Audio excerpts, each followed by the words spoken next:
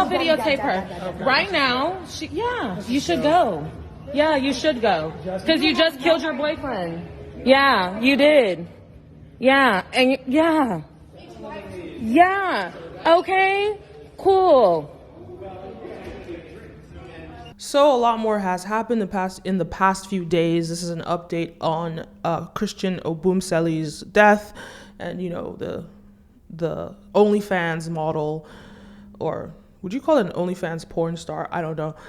OnlyFans lady that killed him, his girlfriend.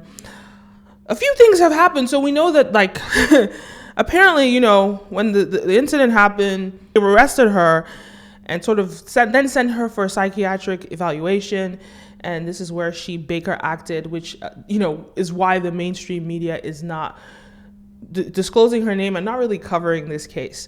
So that's one thing, right? But it looks like she's been walking around, going to bars in Miami, posting on OnlyFans. She posted on OnlyFans just a day after she killed him, and she was seen in a bar in Miami, or a bar restaurant in Miami, walking around. She was with a man. Don't know if it's her father or a sugar daddy. They claimed it was her father, but just because she called him daddy doesn't mean, so who knows what she's, who knows. But I think it's really, really sad. And I know, I've talked about a little bit online how, the whole, we're going to talk about it, right? People upset, Black women especially upset over his really disturbing tweets. I mean, this was a young man that was like 17 at the time. He was a teenager, some of it even in his early 20s, but he's only 27. His frontal lobe just developed. Your frontal lobe develops when you're 25, and that's a part of your brain that understands long-term thinking or understands the repercussions of your actions. So I think that a certain level of maturity is not achieved until you're 25. This is why they don't let you drive, or they don't let you rent cars until you're 25. This is why, a lot of things, a lot of life lessons happen. And I understand that a lot of people are upset with his actions and what he said. What he said is pretty, I looked at some of the tweets, really disturbing stuff that he said, really unfortunate stuff. You just know it's coming from someone that, at the time, being a young man and being ignorant, and obviously probably, it seems as though he grew up around a lot of white people, perhaps. And most of us, like even in America, even in the Black community, the schooling system pushes, ideals that go towards white supremacy. So, I'm not going to call him a victim, but it seems as though, just like many of us, he was educated through a white system and a white lens, and he unfortunately fell for it, having African parents who don't really understand, the roots of this country, and don't understand. A lot of Africans come to America and think that they're better than Americans, or think that they're better than Black Americans, because that's what white supremacy has sold.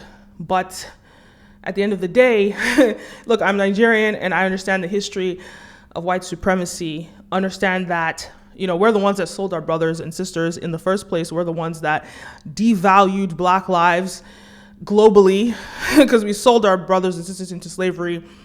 And we look at the West African elites, West African political class, who are still doing this. So the people at the top in Africa, specifically West Africa, continue to perpetuate white supremacy because they are the co-architects of white supremacy. I've broken this down in my documentary, The Great Divide. Go watch that if you really want to understand some context. So there's a layer of ignorance, right? And I'm not going to, it's unfortunate. I'm not going to blame him for it because it's a system that I think all of us have fallen into, especially when you don't have education in Black history, you don't know Black history, you don't know your roots, you don't know those things. And this happens in Africa, it happens in America. And I think that the most important thing is unity, that we must all unite as Black people globally. And that means that we need to understand Black history and understand our culture. So that's where the lens that he was looking at this from. Super ignorant, he's passed, but super ignorant, but also a really young boy.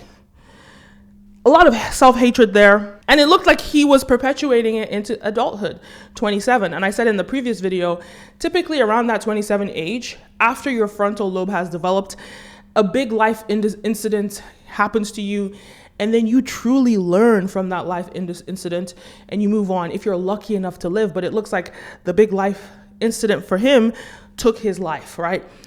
The white women that he was praising all his life, well, now that's the woman that killed him. And if it's not an example for him, well, it certainly can be an example for other men that perpetuate this rhetoric, that spew out these disgusting comments about their own kind, their own people, their own mothers. It's unfortunate. So I understand the sentiment from Black women online saying they don't care. I mean, it's very similar to, me looking at Ukraine, the way that I covered Ukraine, and sort of like after seeing what the Ukrainians were doing to Black people, well, I stopped caring. So I understand where Black women are coming from. That said, let us remember that Toby is the one that's dead. It is his family. It is his family who very likely do not even agree with the sentiments that he was spewing, don't agree with that. And they're the ones that come online, and they're the ones that see the filth that you guys are, it's filth, call it a spade. See the filth that you guys are spewing online. It's okay, so his brother made a comment, and I'm gonna quickly read it. His brother has been seeing this stuff, and I'm sure his whole family, and I can't imagine how devastating it is. After losing a family member, and you come online and everybody online is disrespecting your brother when you're trying to get justice for your brother, I don't even understand. Can't even explain what this boy must be going through, his brother. So that's the part of it where I think we should be more sensitive, So he does write, as a family, we strongly disagree with the ignorant and repulsive tweets from my then high school aged brother that have recently surfaced. However, the tweets do not diminish our demand for a thorough investigation towards Toby's murder or negate the necessity for justice. See, I just think it's so important that people need to focus. It's almost as though Black women have seen these tweets. They got emotional in their feelings about it. I mean, which is right, I don't blame them for it.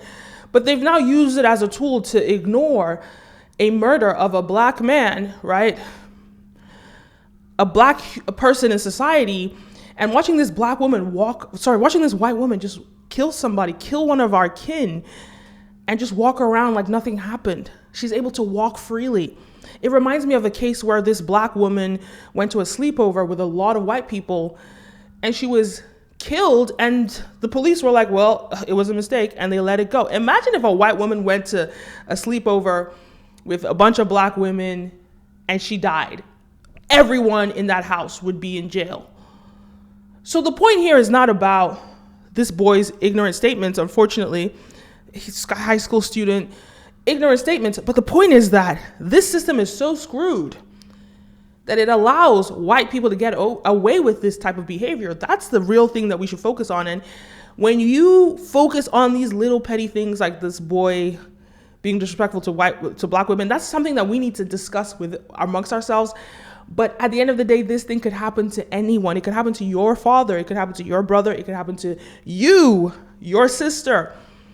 That's what we need to be fighting against. So yes, it was unfortunate. And yes, it's a lot of things that people have said. Yes, it makes sense. Like, it's like karma, if you believe in that, right? It's karma.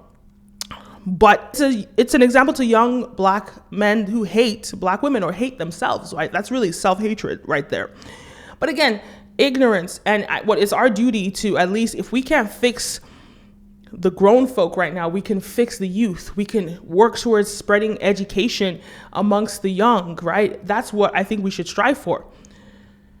So he goes, it's been a week since my brother was brutally and senselessly killed. Courtney Tailor Clenny's callous actions have not been met with an ounce of remorse. We've seen videos of Courtney kissing her dog while covered in what we believe to be my brother's blood, and casually getting drinks at a hotel bar days after while my brother lays in the morgue. The bottom line is inextricably clear. Courtney is being treated differently because of her privilege as a wealthy white woman.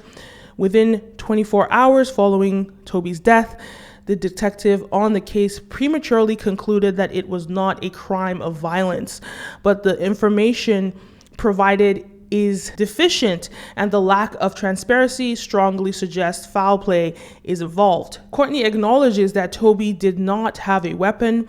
She has no injuries to support her story of imminent danger. Additionally, Courtney still has yet to explain exactly what happened leading up to Toby's murder. We have every reason to believe that his death was a result of unwarranted and unprovoked violence. We want to see that justice is served. With family, you may not agree with every action or statement made, but it is my duty to zealously fight for my brother. No family should have to go through what we are experiencing. We have a long legal battle ahead of us to ensure justice is served. I need your support. My family needs your support. We cannot do without community. God bless you all. Jeffrey Obumseli. So for me, like I said, it's a family that I've been thinking about, the family and what they're going through, how they're experiencing this. And it's just so, the fact that this woman is just walking around free, just walking around like nothing happened, like it's a Tuesday, posting on OnlyFans, just living her life. This is bigger than him. This is bigger than Toby. This is about making a change. Now, I know a lot of people have sort of dismissed this, like, well, this is welcome to America, because these are Nigerian Americans. I'm also Nigerian American. People are like, they're foundational African Americans, and this is the system, and this is the way it is, so get over it. That kind of mentality is really problematic, if you ask me. First of all, you're participating in tribalism right there. I could go on about the problems with tribalism. It's just, you're facilitating, you're working as agents of white supremacy when you do that. You're working as agents of white supremacy by saying, oh, well, this is the way it is, so let's just continue to deal with it, whatever. We have to fight for what is right.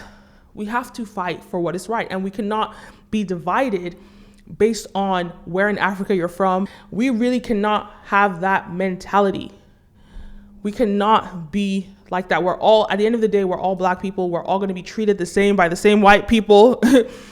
We're all going to be treated the same. So we have to do something, right? And we have to fight for our people. This is bigger than him. It's not like, I get the rhetoric that's coming from black women. I understand it. I don't agree with it, but I do understand. That's one thing you'll always get from me, is understanding. I understand the perspective, but guys, we need to not be selfish on this. We need to support our kin. This is the most important thing that we need to do right now, because this could happen to your brother, it could happen to your mother, it could happen to your father, it could happen to anybody. So another thing I really wanted to talk about is the fact that it's so interesting to me how a lot of these manosphere YouTubers are not covering this story. I find that very interesting. And I'm talking about people like the Poor Man's Podcast and Mediocre Tutorials and Reviews, and even Kevin Samuels, right? This would seem as though it's something that they would love to talk about. It's the perfect example of a quote unquote modern woman that has been masculine and attacked or done something brutal to men. They always love to show men as the victims, show how women are terrible and unruly. You would think that this is the story that they would cover, but why are they not covering it? Why are they not covering it? Why are they not covering it? If you ask me, it's because of the rhetoric that's going around. Okay, so they love to tell this story that black women don't act right, and therefore, because of that, black men should date out, especially Mediocre Tutorials and Reviews. All of them, they say black women are aggressive, black women are masculine, this, that, and the third. And that, oh, well, we should date out, we should marry out. And they always love to promote these ideals of divestment. And this is the perfect case of a divestment case gone wrong. Because if you want to call a black woman masculine, what is killing someone? What is that? That's about the most masculine thing you could do. Most barbaric thing you could do.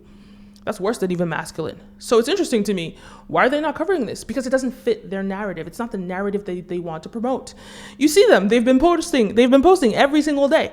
But they've avoided this story. Swift, very cleanly, they have not discussed this story. And I think that's so interesting. It doesn't support the narrative. They want to continue to tell black men to hold this over black women's heads that, we'll choose other women, we'll choose these preferences because they're better than you. But this is the example of a preference.